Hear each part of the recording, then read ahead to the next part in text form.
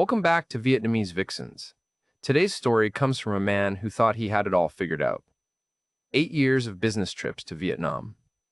8 years of navigating the bars, the massage parlors, the endless parade of smiles that promised everything and meant nothing. He prided himself on being careful, on spotting the games before they were even played.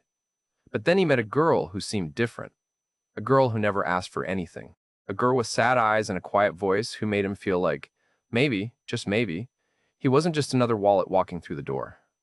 This is a story about intelligence versus loneliness, about the lies we tell ourselves when we desperately want something to be true. If you've ever convinced yourself you were the exception to the rule, if you've ever ignored the warning signs because the alternative was too painful to accept, drop a comment below and let us know where you're watching from. Hit that like button if you've learned these lessons the hard way, and subscribe because we've got more stories that'll make you question everything you think you know about love, trust, and paradise. Now, here's his story. My name is Hans. I'm 43 years old, from Munich. I work in industrial machinery, importing parts, consulting on factory setups. The kind of boring technical work that pays well, but slowly drains your soul.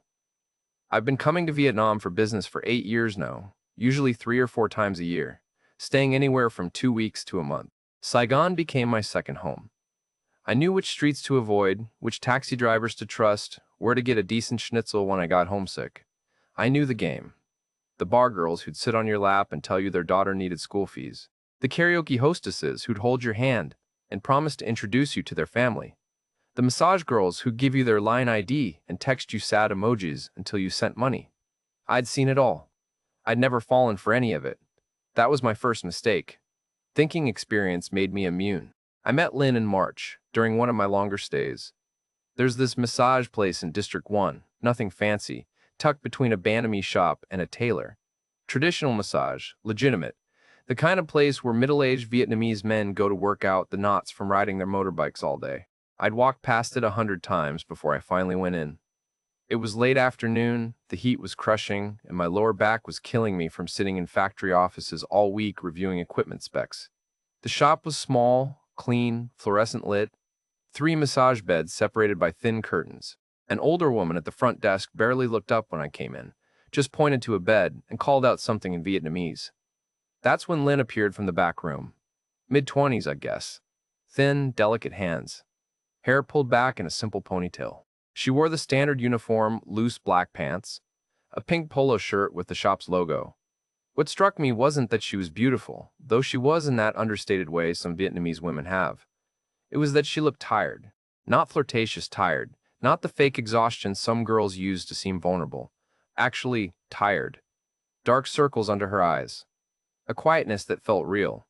She gestured to the bed, didn't smile, didn't make small talk, just professional.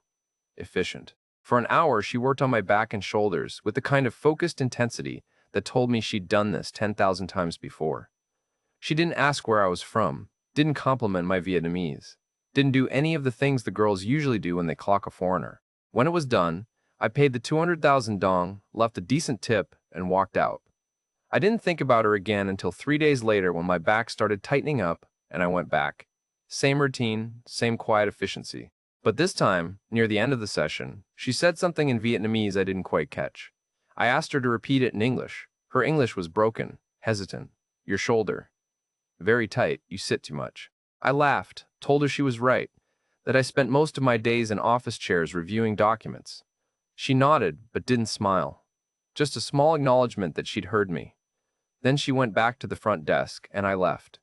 I started going twice a week, then 3 times. It became part of my routine, something to break up the monotony of factory visits and hotel rooms, and eating dinner alone while scrolling through my phone. Lynn was usually there, and I started requesting her specifically. Not because anything was happening between us, just because she was good at her job and didn't make me feel like a transaction. The old woman at the desk would call her name, and she'd emerge from the back, that same tired expression, that same quiet focus. It was probably the 5th or 6th visit when things shifted. I was lying face down on the bed, drifting in that half-conscious state you get into during a good massage, when I heard it. A small sound, a sniffle. I turned my head slightly and saw Lynn wiping her eyes with the back of her hand, quick, trying to hide it.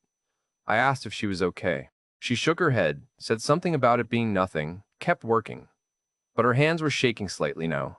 I could feel it.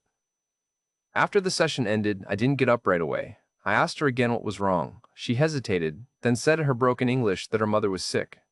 Hospital. Very expensive. I didn't pry.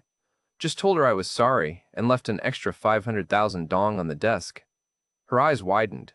She tried to refuse, but I insisted. Told her it was nothing, just help for her mother. She looked at me then, really looked at me, and for the first time since I'd met her, she smiled. Small, sad, but genuine. She said thank you so quietly I almost didn't hear it. That's when the hook set. I just didn't know it yet. Over the next few weeks, we started talking more. She'd ask about my day, I'd ask about her mother. Her English was better than she'd initially let on, and my Vietnamese was enough to fill in the gaps. She told me about growing up in the Mekong Delta, about her family's small farm, about coming to Saigon to find work when her father got sick and they needed money for his treatment. Her father had died 2 years ago. Now, it was just her mother, her younger brother still in school, and Lynn sending money home every month. She worked 6 days a week at the massage shop, sometimes 7 when they were busy. She lived with 3 other girls in a small apartment near the airport, sharing a single room, sleeping on a mat on the floor. I found myself thinking about her between visits, not in a sexual way. It wasn't like that. It was something else, something that felt almost protective. Here was this girl, barely scraping by, carrying her entire family on her narrow shoulders, and she never complained. She never asked for anything. That's what got me. The girls who ask, you can see through them immediately. But Lynn never asked. She just worked, quietly, exhaustedly, day after day. I started staying after my sessions, sitting in the small plastic chairs near the front, drinking the terrible instant coffee they offered, talking to her between customers. She'd tell me small things about her life, how she missed her village, how the city felt too loud and too lonely at the same time, how her mother's health was getting worse, how the hospital bills kept growing, how sometimes she felt like she was drowning and no one could see it because she was always smiling at work, always professional, always holding it together. I gave her money 3 more times over the next month. Never huge amounts. 500,000 here, 700,000 there. Once $1 million dong when she mentioned her landlord was threatening to kick them out if they didn't pay 2 months back rent.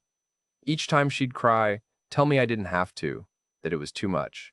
Each time I'd insist, tell her I had more than I needed, that I wanted to help. And each time she'd look at me with those sad, grateful eyes, and I'd feel something I hadn't felt in years. Useful, needed, important. My marriage had ended 4 years earlier. No drama, no affair, just 2 people who'd slowly realized they had nothing left to say to each other. My ex-wife had moved on quickly, remarried within a year to a dentist from Stuttgart. I'd thrown myself into work, into these trips to Vietnam, where I could disappear into the noise and heat and anonymity of a foreign city. I dated occasionally back home, but nothing stuck. Everyone seemed so calculating, so transactional. Dinner, drinks, conversation that felt like a job interview. No one seemed to actually need anything from me except entertainment or status or someone to split the bill with. But Lynn needed me, not in a demanding way, just in the simple, human way of someone struggling who found an unexpected lifeline, and I needed to be needed. I started planning my days around seeing her. I'd finish my meetings early, skip dinners with colleagues, just so I could stop by the massage shop and sit in those plastic chairs and listen to her talk about her day. She started opening up more. Told me about the boyfriend she'd had who'd stolen money from her and disappeared. Told me about the customers who'd propositioned her, offering money for things she'd never do. Told me she felt safe with me, that I was different from the other foreigners who came in, that I actually listened, that I cared, and I did care. That was the thing. It wasn't an act on my part. One genuinely wanted to help her. I genuinely believed we had something real, even if I couldn't quite name what it was. Friendship didn't seem like enough. It felt deeper than that. Like we understood each other in a way that transcended language and culture and circumstance. I was thinking about her constantly. On the plane back to Munich at the end of that trip, I caught myself wondering how she was doing, if her mother's treatment was working, if she'd managed to pay her rent. I texted her when I landed she'd finally given me her number, said she'd gotten a cheap phone so we could stay in touch. She replied with a simple, "Thank you for everything. I miss talking to you." I read that message probably 20 times. 3 weeks later, I was back in Saigon. I went straight to the massage shop from the airport, my suitcase still in the taxi, She smiled when she saw me, a real smile this time, and something in my chest tightened. I realized with sudden, uncomfortable clarity that I'd been counting the days until I could see her again. That scared me, but not enough to stop. That second trip, something shifted. I'd always been careful with money, methodical, the kind of person who tracks expenses and thinks twice before buying anything unnecessary. But with Lynn, the amount started climbing, and I barely noticed. It felt good to help. It felt like purpose. 2 days after I arrived back in Saigon, she mentioned her mother needed a surgery. Something about her liver, complications from years of hepatitis B, that had gone untreated because they couldn't afford the medications. The surgery would cost 8 million dong, she said. Maybe more. She wasn't asking me for it, she made that clear. She was just telling me why she seemed more tired than usual, why her eyes were red from crying the night before. She'd been trying to figure out how to get a loan, but the interest rates were brutal, and she was already in debt from her father's funeral 2 years ago. I gave her 3 million dong the next day. Told her it was a start, that I'd help with the rest. She cried in the small back room of the massage shop, her thin shoulders shaking, and I held her for a moment, awkward and uncertain, but feeling like maybe this was what it meant to actually matter in someone's life. She whispered "thank you" into my shirt, and I felt 10 feet tall walking out of there. The surgery happened a week later, or so she said. She showed me photos on her phone of a hospital room, a woman lying in a bed with IV lines running into her arm. The woman's face was turned away from the camera, partially obscured. Lynn said her mother was still weak, still recovering, but the doctors were hopeful. I gave her another 2 million for medication and recovery care. She tried to refuse, but I insisted. What's money, I told her, compared to someone's mother, compared to giving someone their life back? I extended my trip, told my bosses I needed extra time to oversee a factory installation, but really, I just wanted to be near her. We fell into a routine. I'd come to the shop late in the afternoon when it was quieter, get my massage, then we'd sit and talk until closing time. Sometimes we'd walk to a small cafe nearby, and I'd buy her dinner. She'd eat slowly, carefully, like someone who'd learned not to waste food. She'd tell me stories about her childhood, about catching fish in the rice paddies, about her grandmother who'd raised her while her parents worked. Her English was getting better, or maybe I was just learning to understand her better. There were small things that didn't quite add up, but I pushed them aside. Once she mentioned her apartment was near Tan Son Nhat Airport, out in Tan Binh District. But a week later, I saw her getting off a bus that only ran from District 8, the opposite direction. When I asked about it, she seemed flustered, said she'd been visiting a friend. Another time, she told me she didn't have a smartphone, just a basic Nokia for calls and texts, but I heard a distinct iPhone vibration from her bag while she was working on my shoulders. When I mentioned it, she laughed it off, said it belonged to one of her roommates who'd left it in her bag by mistake. I wanted to believe her. More than that, I needed to believe her. Because the alternative was admitting that I was just another fool, another lonely foreign man getting played in a country full of people who'd perfected the art of extracting money from foreign wallets. And I wasn't that guy. I was Hans, the careful one, the smart one, the one who'd spent 8 years navigating this place without falling into any of the obvious traps. Her brother got into a motorbike accident in June. She came to work with her eyes swollen from crying, could barely focus during my massage. He'd been hit by a truck, she said. Broken leg, possible internal injuries. He was only 17, still in school, their mother's favorite. The hospital wanted money up front before they'd do the surgery. 2 million dong deposit, maybe more, depending on what they found. I gave her 3 million that same day. Told her not to worry, that her brother would be fine, that everything would be okay. She showed me photos again. A young man in a hospital bed, leg wrapped in bandages, face bruised. The photos were taken from a distance, slightly blurry, but they looked real enough. She was sobbing as she scrolled through them on her phone. I put my hand on her shoulder, told her I'd cover whatever else was needed. She looked at me with such raw gratitude that I felt my chest constrict. This was real. This had to be real. The thing about being lonely is that it makes you stupid. Not stupid like you can't do calculus or read a contract. Stupid in the way that matters. Stupid about people. Stupid about motives. Your judgment gets cloudy because you want something so badly that you stop seeing what's actually in front of you. You start seeing what you need to see. I needed to see Lynn as genuine. I needed to believe that in this city of transactions and angles, I'd found someone who actually cared about me as a person, not as a source of income. Because if she was real, it meant I wasn't just a 43-year-old divorced man spending his life in hotels and factories, eating alone, sleeping alone. mattering to no one. It meant someone out there thought about me when I wasn't around. Someone missed me. Someone needed me. We started spending more time together outside the massage shop. She'd finish work, and we'd walk through the streets of District 1, past the late-night food vendors and the motorbikes that flowed like rivers through the intersections. We'd sit in small parks, and she'd talk about her dreams. She wanted to open a small cafe someday, she said. Nothing fancy, just a quiet place where she could make coffee and maybe sell banh mi. She was tired of working with her hands, tired of the physical strain. Her back hurt constantly. Her wrists ached. She was only 26, but she felt 40. I started doing the math in my head. How much would it cost to help her open a cafe? Maybe 15, 20,000 US dollars to get started. I could afford that. It would be an investment, sure, but also it would give her a way out. She could stop doing massage work, could have something of her own. We could be partners in a way. I didn't let myself think too hard about what kind of partners. That felt like crossing a line I wasn't ready to examine.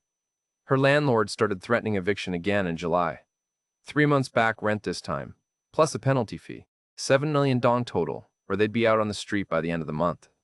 She was panicking, couldn't figure out where the money would come from. Her roommates had their own debts, their own problems. She'd already borrowed from everyone she knew. I gave her the full amount the next day. Didn't hesitate. What was I going to do with the money anyway? Let her end up homeless while I sat in my air-conditioned hotel room watching German television. That's when I started fantasizing about the future. Maybe she could visit Germany. Maybe I could help her get a visa, show her Munich, introduce her to a life outside this cramped room she shared with 3 other girls. Or maybe I'd retire early, move to Vietnam permanently, help her with that cafe idea. We could build something together. I'd have purpose again. She'd have stability. It made sense in a way that my life back in Munich never had. The intimacy between us was strange. We never kissed, never held hands beyond that one moment when she'd cried about her mother's surgery. We never even talked about the possibility of anything romantic. But there was an emotional closeness that felt deeper than what I'd had with most of the women I'd actually slept with.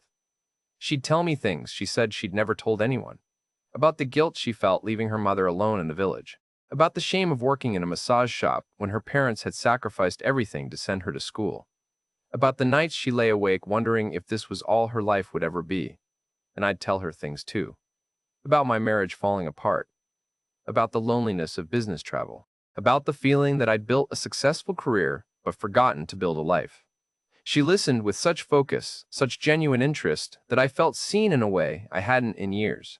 My ex-wife used to zone out when I talked about work. My colleagues only wanted to discuss contracts and logistics. But Lynn asked questions, remembered details from previous conversations, made me feel like what I said actually mattered. I'd given her close to $8,000 over 4 months. I kept track in a spreadsheet I maintained on my laptop, though I tried not to look at it too often. When I did, I'd justify each amount. Her mother's surgery, necessary, life-saving. Her brother's accident, emergency, unavoidable. The rent, basic human dignity. The smaller amounts for food, for medicine, for bus fare, simple kindness. It wasn't about the money. It was about being the kind of person who helped when someone needed it. My friends back in Munich would have called me an idiot. My ex-wife definitely would have. But they didn't understand. They didn't know Lynn. They didn't see the way she worked herself to exhaustion day after day. They didn't hear the quiet desperation in her voice when she talked about her mother's health or her brother's future. They didn't know what it felt like to be the one person someone could count on. I started making plans. I'd extend my next trip to 2 months, maybe 3. I'd work remotely as much as possible, find a small apartment instead of staying in hotels, be closer to her, help more directly. I even looked into what it would take to sponsor someone for a work visa in Germany, though the requirements were complicated and I wasn't sure how to explain the relationship on the application forms. It was mid-August when I arrived at the massage shop one evening and found it dark. The lights were off. The door was locked. A handwritten sign in Vietnamese was taped to the window. I couldn't read it well enough in the dim streetlight, but I could make out enough to know it wasn't good. I tried calling Lynn. The number went straight to a recorded message in Vietnamese. I tried again. Same thing. I stood there on the sidewalk as motorbikes streamed past, as street vendors called out their offerings, as the city moved around me in its chaotic, indifferent way. My hands were shaking. There had to be an explanation. Maybe they'd closed early. Maybe there was a holiday I didn't know about. Maybe her mother had taken a turn and she'd had to rush back to the village. But somewhere deep in my gut, in that place where you know things before your brain is willing to admit them, I already understood. I'd known for weeks, maybe months, and I'd just refused to let myself see it. The inconsistencies. The perfectly timed crises. The way she'd never quite let me meet her roommates or visit her apartment or see her mother in person. The photos that were always slightly blurry, always taken from angles that obscured details. I walked to the bammy shop next door, the one I'd passed 100 times. The owner was an older man who spoke decent English. I showed him a photo of Lynn on my phone. Asked if he knew where she was. He looked at the photo for a long moment, then at me, and I saw something in his expression that made my stomach drop. Pity, maybe amusement, the look you give someone who's just figured out a joke everyone else already understood. He told me to wait, disappeared into the back of his shop, came back with a phone number scrawled on a scrap of paper. The shop owner, he said. The woman who ran the massage place, she'd be able to help me. His tone suggested she probably wouldn't. I called the number. A woman answered, suspicious at first, then resigned when I explained who I was. Yes, she remembered me. The German man who came in all the time for Lynn. She asked me to meet her at a cafe around the corner in 20 minutes. Her voice was neutral, businesslike, like she'd had this conversation before. I walked to the cafe in a daze, ordered a coffee I didn't want, sat at a plastic table under fluorescent lights that made everything look harsh and unforgiving. When the shop owner arrived, she didn't waste time. Lynn had quit 2 weeks ago, she said. Told her she was moving back to her hometown. Something about going home with her boyfriend. They'd been planning it for a while, apparently. Boyfriend. The word hit me like a physical blow. I must have looked confused because the woman continued, her voice gentler now, like she was talking to someone very simple. Lynn had been working there for 3 years. She was a good masseuse, professional, never caused problems, but she always had a boyfriend, different ones over the years. This latest one had been around for at least 6 months. He'd pick her up sometimes after work on his motorbike. Nice guy, polite, worked in construction or something. I sat there trying to process it, trying to make it make sense. But all I could think about was her mother's surgery, her brother's accident, the hospital photos, the tears, the late-night conversations where she'd told me I was different, that I understood her. The shop owner was watching me with that same expression the banh mi vendor had, not cruel, just matter of fact. She asked if I'd given Lynn money. I didn't answer, didn't need to. She nodded slowly, like confirming something she'd already suspected. Then she paid for her coffee, stood up, and told me I should probably go home, back to Germany. That I seemed like a nice man. That Saigon could be hard on nice men. I sat there for another hour after she left, watching the street, my coffee going cold in front of me, trying to figure out where exactly I'd stopped being smart and started being stupid. The first thing I did was go back to the massage shop.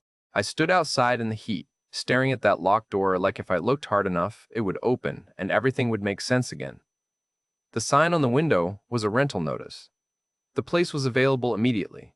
Contact number below. I took a photo of it with my phone, though I don't know why. Evidence of what? That I'd been an idiot? I walked the streets around District 1 for hours that night. Past the backpacker hostels on Viet, past the expensive hotels near the Opera House, through the small alleys where locals ate dinner on plastic stools. I kept thinking I'd see her, that I'd turn a corner and there she'd be, and she'd have some explanation that would make everything okay. Her phone had broken. The shop had closed suddenly. She'd been trying to reach me. Something. Anything. But I knew. Of course I knew. I'd probably known for months and just couldn't admit it to myself. Every inconsistency I'd noticed and dismissed, every perfectly timed crisis, every tear that had appeared exactly when money was needed. It had all been so carefully orchestrated, and I'd wanted so badly to believe it was real that I'd ignored every single warning sign. I tried her number maybe 30 times that night, always the same recorded message. Eventually I looked up what it meant. The number you have dialed is not in service. She'd disconnected it. Or maybe it had never been her real number at all. Maybe it was some burner phone she used specifically for customers like me. Customers. That's what I was. Not a friend, not a protector, not someone special. Just another transaction in a city built on transactions. The next morning, I went back to the area. Started asking around at nearby shops. My Vietnamese was good enough for basic questions, and most shop owners spoke some English. The woman who sold flowers on the corner remembered Lynn. Nice girl, always polite. Yes, she'd had a boyfriend. Young guy, maybe late 20s. They'd seemed happy together. She'd seen them riding off on his motorbike plenty of times, laughing, her arms wrapped around his waist. The old man who ran the photocopy shop 2 doors down was less diplomatic. He looked at me like I was stupid when I showed him Lynn's photo. Sure, he knew her game too. She'd been running it for years. Different foreign men, always the same story. Sick mother, family emergency, hospital bills. He'd watched probably a dozen men like me come and go, all of them thinking they were different, all of them learning the hard way they weren't. I asked him why he never said anything. He shrugged. Not his business. Everyone's trying to survive. The girls do what they need to do. The men believe what they want to believe. Who was he to interfere? Besides, he said, the men could afford it. A few $1,000s? That was nothing to a Western businessman. But to a girl from the provinces? That was a year's salary, maybe 2. He didn't say it with judgment, just stated it like a fact. This was how things worked here. I found the cafe where Lynn and I used to sit sometimes after her shift. The owner recognized me, brought me coffee without asking. I sat there trying to piece together what had been real and what hadn't. The conversations we'd had about her childhood, were those true? Or just a backstory she'd crafted, polished over years of telling it to different men? The way she'd listened when I talked about my life, was any of that genuine interest? Or was she just doing her job, making me feel heard so I'd keep opening my wallet? The photos of her mother in the hospital. I pulled them up on my phone, zoomed in. The woman's face was turned away in every single shot. The IV lines looked real enough, but I'd seen enough hospital rooms to know those could be anywhere. For all I knew, that wasn't even her mother. Could have been anyone. Could have been stock photos she found online. The brother's accident photos, same thing. Blurry, taken from a distance, impossible to verify. I'd accepted them all at face value because I'd wanted them to be true. I thought about all the money I'd given her. $8,000. More than some people in Vietnam earned in 5 years. I tried to feel angry about it, but mostly I just felt hollow. The money wasn't even the worst part. One could afford the money. What hurt was the realization of how badly I'd wanted to believe I mattered to someone. How desperate I'd been for connection, that I'd convinced myself an hour of conversation in a massage shop constituted a real relationship. I spent 3 more days in Saigon trying to find her. I knew it was pointless, but I couldn't stop myself. I went to Tan Binh district, where she'd said her apartment was. Walked around aimlessly, as if I'd somehow just run into her. I even went to the central hospital, asked if they had any records of a patient with her mother's name. They looked at me like I was crazy. Do you know how many patients we see? Do you have a date of admission? A patient ID number? I had nothing. Just a name that might not even be real. On the 4th day, I went back to the cafe where I'd met the shop owner. She was there again, like she'd been expecting me. She bought me a coffee this time, told me to sit down. She'd been running that massage shop for 12 years, she said. She'd seen this play out more times than she could count. Good girls, most of them. Working hard, sending money home to their families. But some of them learned that foreign men were easy targets, lonely men especially. Men who came to Vietnam on business trips, staying in hotels, eating alone, desperate for someone to talk to. Lynn was one of the smart ones, she said, never too pushy, never asked directly, just cried at the right moments and let the men offer. She was good at reading people, at figuring out exactly what they needed to hear. The shop owner had suspected what Lynn was doing but never confronted her about it. The girl showed up for her shifts, did good work, didn't cause problems. What she did on her own time wasn't the shop owner's concern. I asked if everything had been fake. The sick mother, the dead father, all of it. The shop owner shrugged. Maybe some of it was true. Lots of people in Vietnam had sick parents, dead parents, family members who needed money. That part was probably real. But the amounts? The frequency of the emergencies? That was likely exaggerated, manufactured, timed for maximum effect. She told me Lynn and her boyfriend had been planning to move to Da Nang, open a small guest house with the money they'd saved. She said it without judgment, like she was telling me about someone's legitimate business plan, which I guess, in a way, it was. They'd worked for it. She'd performed emotional labor, made me feel special, given me something I needed, even if it wasn't what I thought I was getting, and I paid for it.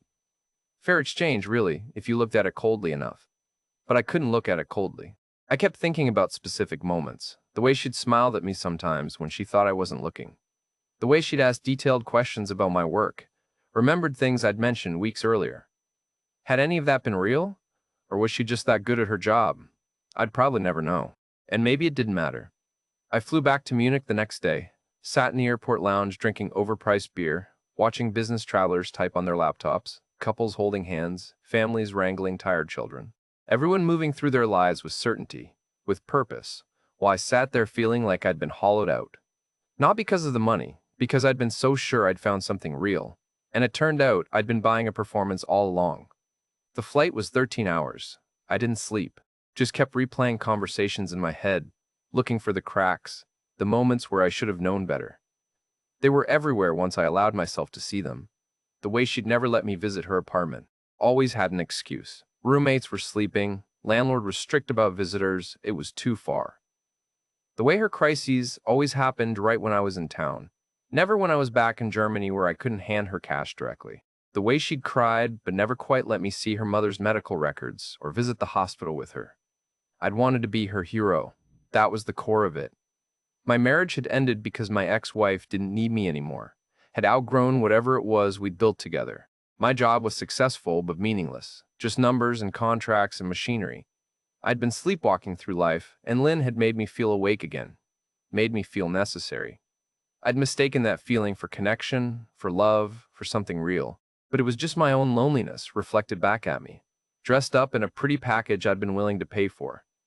Back in Munich, I tried to settle into my old routine. Went to the office, reviewed contracts, attended meetings. But something had shifted. I found myself analyzing every interaction, looking for angles, for manipulations. Was my secretary actually being friendly, or did she want something? Was the barista at my regular cafe genuinely interested in small talk, or just working for tips? I'd lost the ability to take things at face value. Saigon had taught me to see the game, and now I couldn't stop seeing it everywhere. I still go to Vietnam for work. 3-4 times a year, same as always. I stay in the same hotels, visit the same factories. But I don't go to massage shops anymore. Don't strike up conversations with locals beyond what's necessary for business. Don't make eye contact with the bar girls who smile and wave. I know what they see when they look at me now, just another wallet with a pulse. Sometimes I walk past that street in District 1 where her massage shop used to be. There's a nail salon there now. Different girls, different customers, same fluorescent lights. I wonder if Lynn and her boyfriend really did open that guest house in Da Nang. I wonder if she ever thinks about me, or if I was just one in a long line of foreign men who thought they were special. I wonder if any part of what we had was real, or if I just paid $8,000 for the privilege of feeling less alone for a few months. The worst part isn't the money. I need to be clear about that. The worst part is that she took something from me that I can't get back. The ability to trust that feeling when someone seems to care. The ability to believe that connection is possible. The ability to think that maybe, somewhere, I could matter to someone, not because of what I could provide, but because of who I am. I thought I was too smart to fall for it. That was my first mistake, thinking intelligence had anything to do with it. The second mistake was thinking it was even about intelligence at all. It was about loneliness, about ego, about a 43-year-old divorced man so desperate to feel important that he ignored every single red flag because the alternative was admitting he'd been buying affection all along. I don't tell people this story. Not my friends, not my colleagues, definitely not my ex-wife who'd probably laugh. It's too humiliating, too pathetic. But maybe that's the point. Maybe the humiliation is the price you pay for the lesson. And the lesson is simple. Even if it took me $8,000 and 4 months to learn it, in Saigon, in Munich, anywhere in the world when someone seems too good to be true, when they need you too perfectly, when every crisis arrives right on schedule, it's because you're not living a love stay, Ori. You're funding someone else's dream while convincing yourself it's your own. Lynn didn't trick me. Not really. I tricked myself. She just gave me the opportunity to believe what I wanted to believe. And I took it. Eagerly. Desperately. Right up until the moment the massage shop went dark, and I was left standing on a Saigon sidewalk, finally seeing clearly what had been obvious all along.